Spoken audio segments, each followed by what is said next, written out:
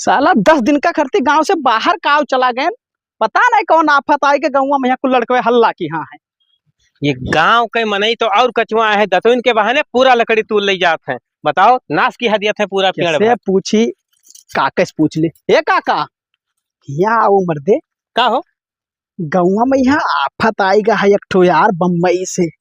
आफत? हाँ बहुत बढ़िया माल आई ही। गाँव में कुल हल्ला की हाँ यार 10 दिन का खर्ची हम लखनऊ चला गए ना तो जान ना पाए। थोड़े सेटिंग करवा देते हो हमार हो काका।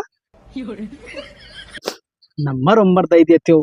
हेलो नंबर हम लिखा दिया दी था और दे दियो नंबर। रुक जाओ लिखाई दियो। काव लिखाई दियो, काव लिखाई दियो नंबर आओ। हाँ ससुर नहीं कहो हमार सरीवा हुआ ये तो हमारे घरे धावा बोलबो नहीं भाग दो रे। दही जूता बस दिया बना दिया।